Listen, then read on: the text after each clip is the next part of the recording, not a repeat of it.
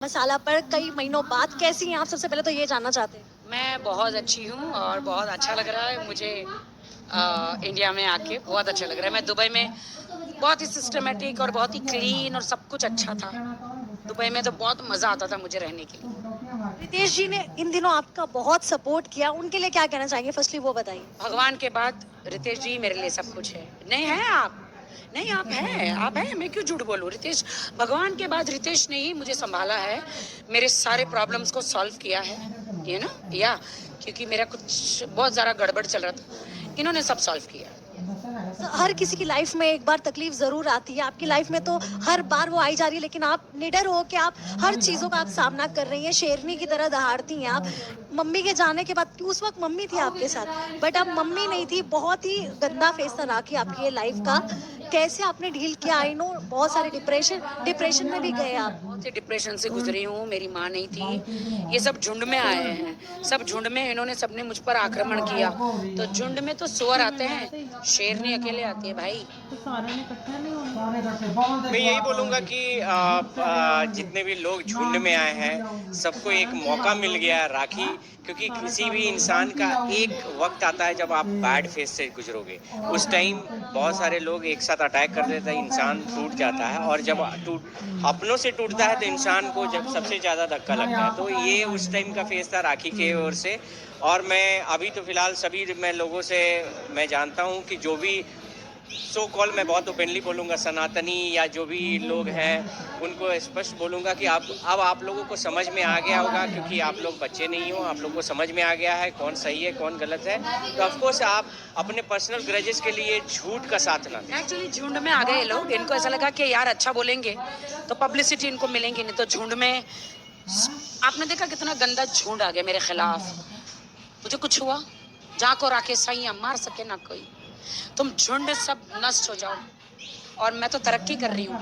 मेरे साथ मेरी मीडिया है और मेरे देश की जनता का आशीर्वाद है, मेरी माँ का आशीर्वाद है, और एक फाल्गुनी जैसी अच्छी दोस्त और बिग बॉस कंटेस्टेंट रितेश जैसा अच्छा दोस्त का साथ है मेरे साथ। अभी आपसे मिलने से पहले मैं फाल्गुनी जी से मिलकर आई हूँ, उनका इंटरव्यू लेकर। उन्होंने ऐसा कहा है कि मतलब जो जो भी लोग थे आपके ऊपर बोल रहे हैं कि आप अरेस्ट होने वाले हो, फाल्गुनी जी ने ऐसा वार किया है कि राखी का छोड़ तो मैं देख लूंगी, लेकिन आप बच कर रहना। क्या कहना चाहेंगे आप? ये बताइए।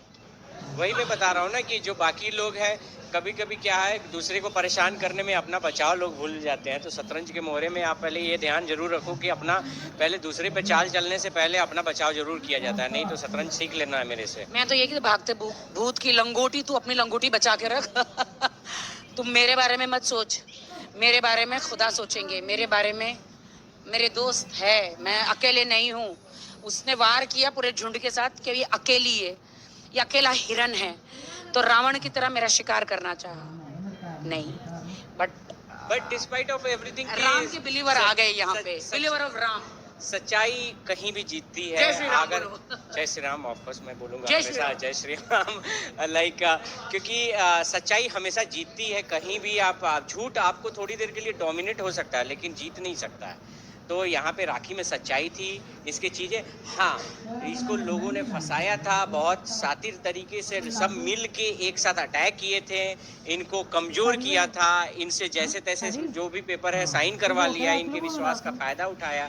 वो सारी चीज़ें मेरे आने से ब्लॉक हो गई। वो जो एडवोकेट है, जो मेरे भाई वाहिद भाई ने मुझे दिया था, तो उसने उसे खरीद लिया, उसको कार दी, पैसा दी, सब दी। तो 3 महीने उन्होंने जहाँ मुझे साइन करने बोला, मैं तो यही समझ रही थी कि ये मेरा एडवोकेट है, लेकिन उन्होंने मेरे साथ चिटिंग किया, गद्दारी की।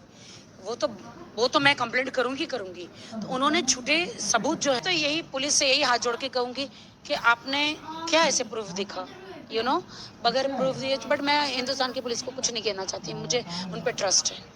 यहाँ पे ये इंटेंशन था कि राखी को हर तरह के कमज़ोर करो, ये डिप्रेशन में जाए, ताकि, और बहुत सारे, मैं आपको बता दूं कि बहुत सारे लोगों की नज़र भी थी कि इसके लाइक प्रॉपर्टी को हम लोग हथिया लें, ये कर लें। तो ये सारा षड्यंत्र उसी का था, और ये बहुत लंबा इन्वेस्टिगेशन है। मैं दरख्वास्त करूंगा, ये भी एक केस है, मेंटली प्रेशर करना, लाइक यहाँ के सुसाइड करने पर मजबूर करना, धमकियां देना। मैं दरखास्त करूंगा कि यहाँ के सीएम इस पर एक्शन लें और इसकी बहुत फेयर इंक्वायरी करा के इस पे एक्शन लिया जाए। एक्चुअली मेरी ब्रेड एंड बटर पे बहुत ही, जैसे मेरा बॉलीवुड है तो मीडिया में आके झूठ झूठ बोलना, देश की जनता को झूठा बोल के मेरे खिलाफ जाना, जिससे मेरी जो फिल्म इंडस्ट्री, मेरा शूटिंग, मेरा फिल्म, इससे मुझे बहुत ही आघात हुआ है, मुझे बहुत ही प्रॉब्लम हुआ है और मेरा बहुत ही काम का नुकसान हुआ है एक्चुअली, बहुत ज़्यादा। इंडिया में राखी के लोग पूछते हैं कि क्यों राखी दुबई में है। मैं आपका आंसर देता हूँ, इंडिया में इसके ब्रेड एंड बटर को बहुत नुकसान पहुंचाया गया, जिसके वजह से लाइक या मानहानि का दावा भी होगा। इंडिया में ये इसको काम नहीं मिल रहे थे, तो फिर वापस से उसको दुबई में जब ऑफर मिला तो कम से कम वहाँ पे उसका ब्रेड एंड बटर चल रहा है। और मैं ये बोल रहा हूँ कि ये सब विषय जांच के हैं। इसको मेंटल हरासमेंट किया जा रहा था। अभी भी आपको मैं बोल रहा हूँ, राखी का नंबर पोस्ट किया गया है लाइक स्टोरीज पे इंटेंशनली, उस पे भी हम लोग अभी लीगल केस कर रहे हैं कि आपने, क्योंकि इसको परेशान करने का कोशिश किया, वो नंबर सीधा मेंटली हैरेसमेंट, क्योंकि डेली इसको टॉर्चर किया जाता है ताकि ये एक तरीके का